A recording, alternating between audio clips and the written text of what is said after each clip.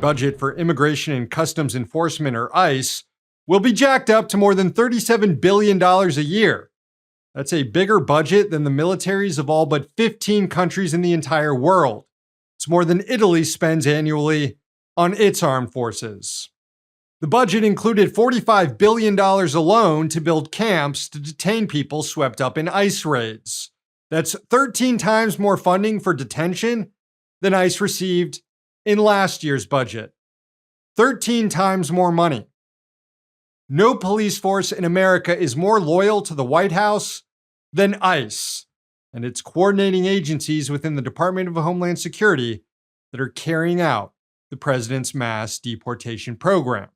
So it's as though Trump dramatically increased funding for his own Gestapo, which for now might be focused on immigrants living in the US, but could be turned against political opponents at any time. We've already seen glimmers of that with the arrest and charging of several Democratic lawmakers attempting to conduct oversight of ICE. So, what's the department planning on doing with all this new money and its expanded budget? Well, according to an investigation from NPR, mass surveillance. DHS has pulled together data across the government enterprise to build a central database containing information on everyone who lives in the US and their citizenship status. The project is being sold as a way to prevent non-citizens from voting, even though there's no evidence that they're voting in any meaningful numbers. This is also an illegal initiative. Government agencies are, by law, restricted in how they can use individuals' collected data, and there's a public rulemaking process that needs to happen before these agencies expand their sharing of that data. And that process is being ignored by the administration. Fundamentally, though, this will subject U.S. citizens to surveillance and radically expand the powers of the central government to keep tabs on people living in the country. Here's how NPR reported on what's happening.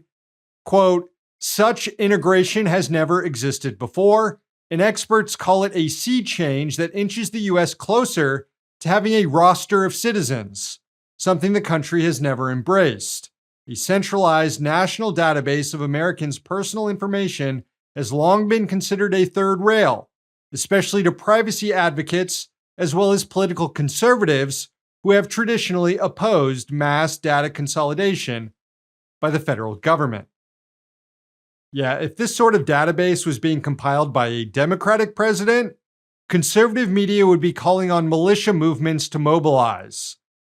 But since it's President Trump, everyone sleeps. For a long time, Democrats were rightfully criticized for ceding the issue of civil liberties in opposition to government surveillance to the right. Well, now the right is desperately trying to cede it back. Hey, thanks for watching. Hit the subscribe button so you don't miss any of our new videos. Also, if you want to see Means Morning News in its complete form, not just the clips we post here, head on over to Means TV and get access to all our new episodes and our entire backlog, plus tons of other great movies and original TV shows.